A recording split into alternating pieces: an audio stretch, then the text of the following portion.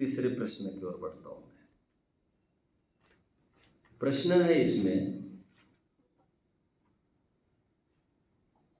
कि ज्ञान और ज्ञेय का संबंध भी स्थापित नहीं होता परमार्थ से परद्रव्य के साथ, इसका क्या रहस्य है? देखो, जब ये जीव मानता था अज्ञान अवस्था में मैं करता हूं और ये मेरा कर्म है, मैं भोगता हूं और ये मेरा भोग्य है, उसे ये समझाया गया कि कोई किसी का कर्ता हर्ता नहीं होता है, कोई किसी को भोगने में समर्थ नहीं होता है, सब अपने अपने लिए है और सब अपने अपने विकल्प को ही करते हैं और विकल्प संबंधी उत्पन्न सुख दुख का ही सभी जन भोग करते हैं। तो फिर मेरा क्या रोल है? तो उसको ये बताया गया, दो द्रव्य में तुम्हारा जीव का परद्रव्य के साथ केवल ज्ञान ज्ञेय संबंध है। ज्ञान ज्ञेय संबंध इसलिए स्थापित करके दिखाया क्योंकि कर्ता कर्म और भोक्ता भोग के संबंध नहीं है, ये दिखाना था। आगे चलकर जब षट कारक के संबंध का निराकरण कर दिया, तुम्हारा परद्रव्य के साथ कारण कर्ता कर्म करण संप्रदान अपादान अधिकरण किसी भी प्रकार का संबंध नहीं है, ये निश्चित हुआ परद्रव्य के साथ। तो एक कॉमन प्रश्न था उसका, तो फिर मेरा पर के साथ क्या संबंध है? तो आचार्य ने कहा तुम्हारा और उनका ज्ञान ज्ञेय संबंध है, तुम उन्हें केवल जानते हो। और जो समय सार की 49वीं गाथा के जो बोल है वहाँ पर ये सब देखा जा सकता है। तो हमारा संबंध दूसरों के साथ ज्ञान ज्ञेय के रूप में है, मात्र जानना मेरा काम। अतो परिसह जय के प्रकरण में टोडरमल जी लिखते संवर्त तत्व संबंधी भूल, मोक्ष मार्ग प्रकाशक लगभग 229-30 पेज पर होना चाहिए। वे ये कहते हैं बाहर के जो अनुकूल प्रतिकूल परिस्थितियां होती है उन्हें वे केवल जानते हैं, उनके ज्ञान के वे केवल ज्ञेय है, उनके वो राग द्वेष का कारण नहीं बनते हैं। ऐसा कई जगह प्रकरण आते रहते हैं। अभी ये सुनकर कि मैं ज्ञान हूँ और ये सब ज्ञेय, उसके दिमाग में ये घुसने लगता है।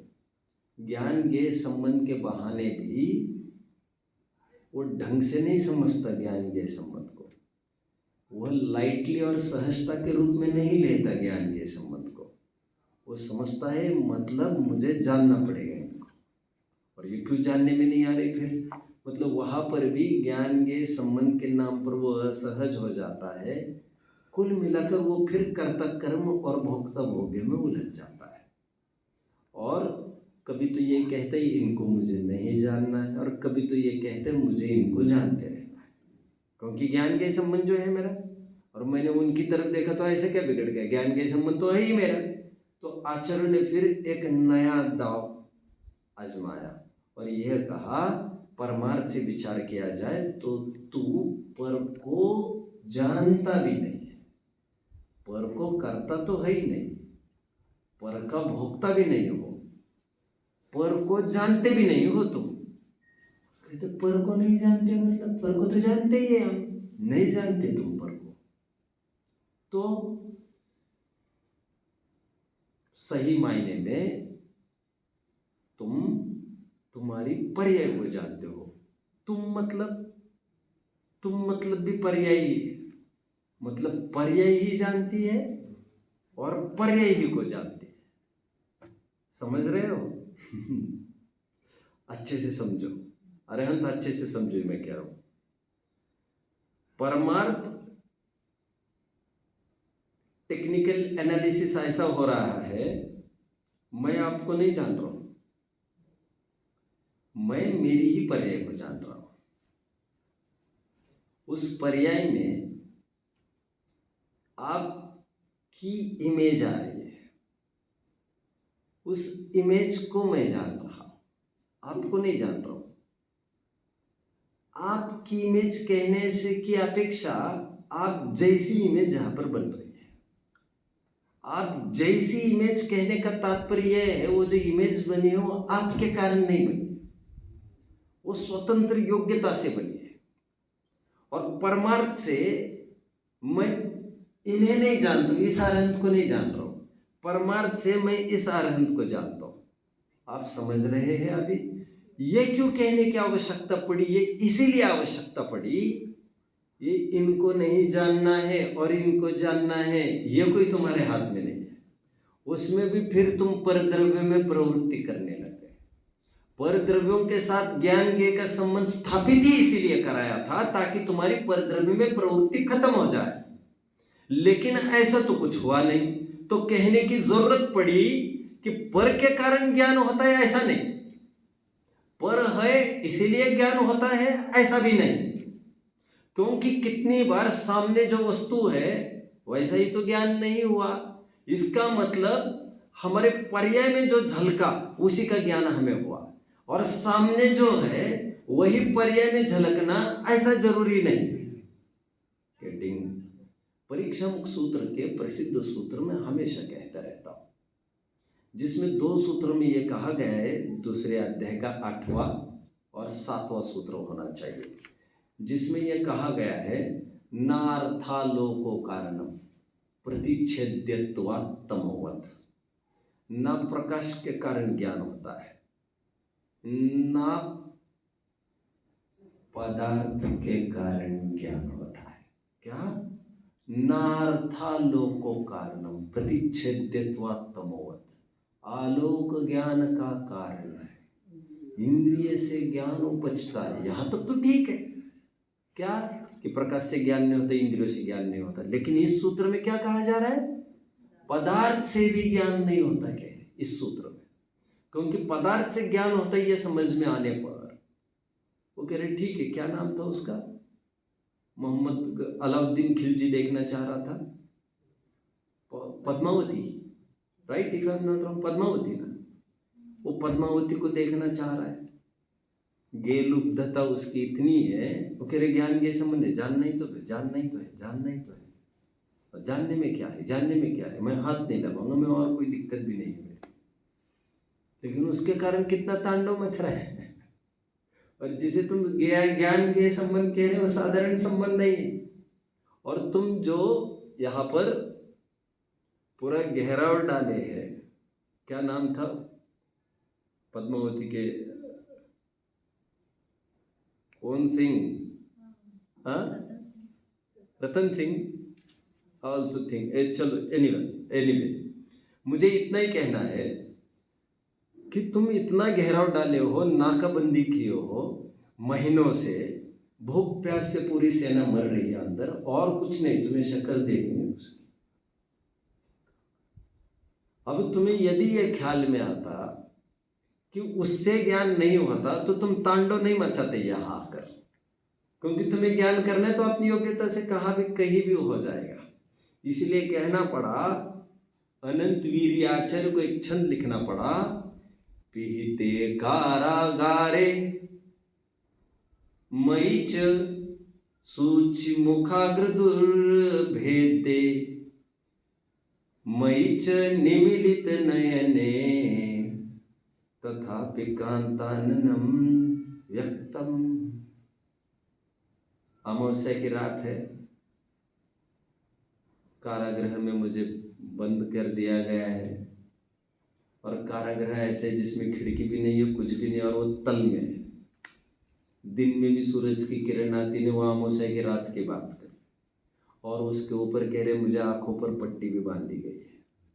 और ऐसा होने के बावजूद भी मुझे मेरे पत्नी का चेहरा ठीक ठीक दिखाई दे रहा है, क्योंकि पत्नी का चेहरा दिखने के लिए पत्नी का होना जरूरी नहीं है। इसका मतलब ज्ञान होने के लिए वो वस्तु का होना जरूरी नहीं है। और यही हमारा साइंस ये कहता है कि पदार्थ से ज्ञान नहीं होता है। पदार्थ उसमें निमित्त तो हो सकता है बाहर, लेकिन पदार्थ से ज्ञान नहीं। ये हमारे वस्तु स्वातंत्र का क्लाइमैक्स है, क्लाइमैक्स। एक द्रव्य के कारण दूसरे द्रव्य को सुख नहीं, एक द्रव्य के कारण दूसरे द्रव्य को दुख नहीं, इतनी तो ठीक बात। लेकिन आगे कह रहे एक द्रव्य के कारण दूसरे द्रव्य को ज्ञान होता है, ये भी बात नहीं। क्योंकि यदि ऐसा होता तो कहते हैं दोनों अन्वय और व्यतिरेक दोनों प्रकार से व्याप्ति बाधित हो रही है। वही परीक्षामुख सूत्र का सूत्र आगे का तद अन्वय व्यतिरेक अनुविधायिनी अभावत्वात्। आगे कुछ सूत्र है केशोंडुक नक्तर नक्तमचर वच्च, सूत्र देख लेना चाहिए एग्जैक्टली। एक आध शब्द में मिस कर रहा हूँ। क्या कहा वहां पर?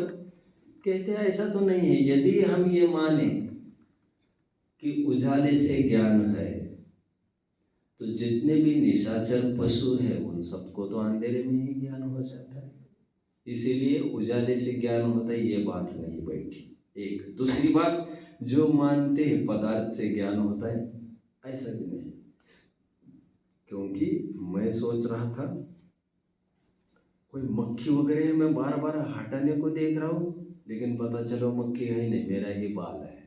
इसका मतलब पदार्थ से भी ज्ञान नहीं होता है। केशोंडुक वत् नक्तमचर ज्ञान वच्च, ऐसा सूत्र पड़ा है।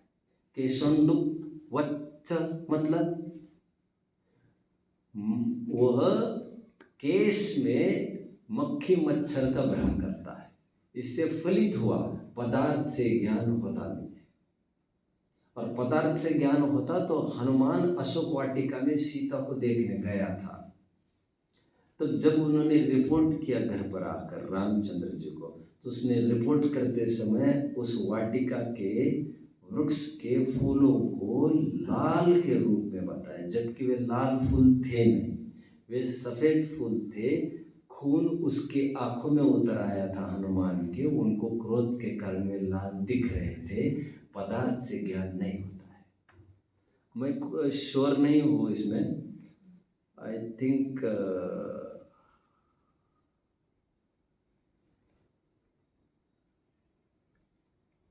फेसबुक के सीईओ है या कौन है, मैं कंफर्म नहीं हूँ। उनको कलर ब्लाइंडनेस है, कलर ब्लाइंडनेस कलर ब्लाइंडनेस सुना है? कुछ कुछ लोग ऐसे होते हैं, उन्हें लाल पीला नीला कुछ भी दिखाई नहीं देता, कुछ भी नहीं, कुछ भी नहीं। Black and white TV fit है उनके। अभी ओनिडा आ गया है, अभी सब ऑप्टोनिका आ गया है, सब खत्म। वो तो वही टीवी लेके बैठे पुराने जमाने का। उनको वस्तु कैसी भी हो, उनको ब्लैक एंड वाइट इतने ही ऑप्शन रीड करता है। इसका मतलब क्या हुआ? पदार्थ से ज्ञान नहीं होता है।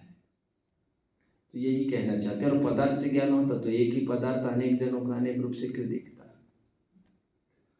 तो ये कहा जाता है कि ज्ञेय से ज्ञान नहीं होता। तो फिर ज्ञान कैसे होता है? वहीं पर 90वें सूत्र में कह रहे परीक्षामुख सूत्र के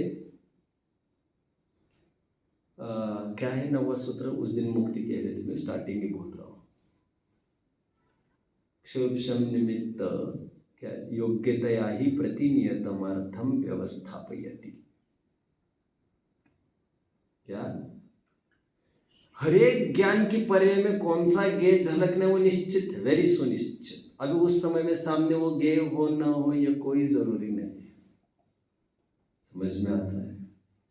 हर जगह वही चीज दिखे और वो वस्तु ही नहीं हो सामने, और वस्तु सामने हो और उपयोग तीसरी जगह हो तो वो वस्तु ही नहीं दिखती। ऐसा होता है कि नहीं होता है?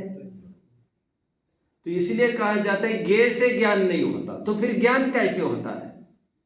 ज्ञान होता तो कैसे ही है, बट वो सामने वाले ज्ञेय से नहीं होता। कह रहे इस ज्ञान में जो झलका है वो ज्ञान की ही अपनी योग्यता से तय होता है। और बहुत करके निमित्त नैमित्तिक संबंध ऐसा होता है, जो इस ज्ञान में झलकता है वही वस्तु बाहर में रहती है वैसी ही, वही नहीं वैसी ही, ज्यादा करके, but not all the times. ये कहकर दो द्रव्यों में ज्ञान ज्ञेय के संबंध को भी निरस्त किया गया है। दो द्रव्यों में किसी प्रकार का संबंध ही रखने का निषेध किया, क्योंकि किसी न किसी बहाने तू परद्रव्य में लिप्त रहना चाहता है और हम चाहते हैं तुम्हें विरक्त करना, इसलिए ज्ञान ज्ञेय संबंध को भी निरस्त करा दिया। वैसे थोड़े टाइम पहले मैंने आपके बीच में एक बात कही थी, आज के डॉक्टर्स भी ये कहते हैं हमारी आंखें सामने वाली वस्तु को देखती है, ऐसा नहीं। हमारी आंखें अरहंत को नहीं देख रही है। अरहंत जैसे एक इमेज मेरे रेटिना पर पड़ती है, और उस रेटिना को रीड करती है मेरी आंखें, आपको नहीं देखती, ऐसा डॉक्टर्स कहते हैं।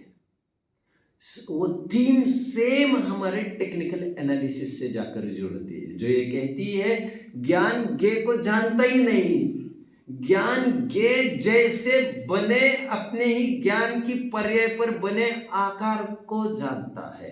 परमार्थ से वो गे आकार है ही नहीं, परमार्थ से वो ज्ञान आकार है।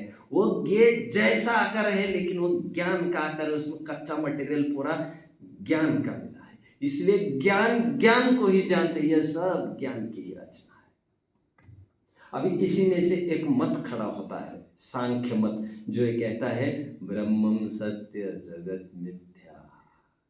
यहाँ पर इस विश्व में ज्ञान ही ज्ञान है, वस्तुओं की कोई अस्तित्व ही नहीं है। वो ये कहता है यहाँ पर कुछ नहीं है। जैसे स्वप्न में हमने कुछ देखा, वहाँ पर कुछ होता है क्या? नहीं। उसी प्रकार सामने कुछ नहीं है, यह सब ज्ञान की रचना है। ऐसे एकांत सांख्य मत करते हैं और जैन दर्शन कहते हैं ये भी गलत। ये बाहर में कोई वस्तु नहीं है ऐसी बात नहीं, बट इसके कारण तुम्हें ज्ञान होता है ऐसी भी बात नहीं। ब्रह्मम सत्य जगत मिथ्या, एक आत्मा और ज्ञान ही सब कुछ है, जगत सब मिथ्या है, कल्पना है, कुछ नहीं है। ये पेड़ पौधे गुरुकुल ये बाहर में कुछ नहीं है, ये सब ज्ञान की रचना है, ज्ञान की रचना। हम जैसा सोचते, चंद्रमा में हम देखते हिरण है तो हिरण दिखने लगता है, कबूतर देखो कबूतर दिखने लगता है, वो तो हमारी इमेजिनेशन है, ज्ञान रचना करता है। ऐसा नहीं समझना। उन जैनेतरों ने ऐसा एकांत करना चालू किया। समझ में आया? ये ज्ञान ज्ञेय के बारे में मैंने कहा, इस न्याय से कहा जाता है ज्ञान ज्ञान को ही जानता है, ज्ञान ज्ञेय को नहीं जानता है। और यदि कहना है ज्ञान ज्ञेय को जानता है तो कहते कौन से ज्ञेय को? बाहर के ज्ञेय को नहीं। ज्ञेय जैसे बने ज्ञान के आकार को ज्ञेय कहा जा रहा है, तो वही पर्याय ज्ञान और वही पर्याय ज्ञेय, ऐसा कहा जाता है। ये कहकर बाहर के साथ संपर्क को रोक दिया जाता है, अपने में ही विश्व की बात कही जाती है। और फिर ये मेरे सामने मत आया करो, इनको हटाओ, तो यहाँ पर ऑपरेशन मत करो तुम। कुछ जो ऑपरेशन है वो अंदर में ही होता है, और यहाँ ऑपरेशन करने से यहाँ का कुछ हटेगा ऐसा नहीं। समझ में आया? बहुत अच्छा कलश है आत्मख्याति के समापन में। कोई भी ज्ञान का ये झलका तो उसको हटाने को दौड़ता है। आचार्य देव कहते ज्ञान स्वयं क्षालितम है, स्वयं प्रक्षालित है, वाइपर लगे हैं, अपने आप वो अल्टर होता रहता है, तुम्हें कुछ करने की गरज नहीं है। बाहर के वस्तु में तो बाहर की पत्नी को तो तू जानता ही नहीं है। जिस पत्नी को तो खत्म करना चाहता है, और तुम चाहते हैं मेरे जीवन में सुख शांति होगी, जब से ये आई है तब से बड़ा टंटा पड़ा है, तो कहते हैं तुम बाहर की पत्नी को जानते ही नहीं हो उसके कारण तुम परेशान हो, ऐसा नहीं। तुम बाहर की पत्नी को जानते ही नहीं, तुम जिसे जान रहे हो तुम्हारी ज्ञान की पर्याय को जान रहे हो, और वो स्वतंत्र अपनी योग्यता से रचना कर रहा है, वो बाहर की पत्नी के कारण रचना नहीं कर रहा है। समझ में आया? ठीक है, तो ये ज्ञान ज्ञेय संबंध का निराकरण के लिए प्रकरण इसीलिए आए हैं, और ज्ञान ज्ञेय के संबंध को भी इसीलिए स्थापित किया है विरक्त कराने के लिए, और उसका उत्थापन भी किया है वो भी विरक्त कराने के लिए, समझना चाहिए। क्लियर? ठीक है, चलो।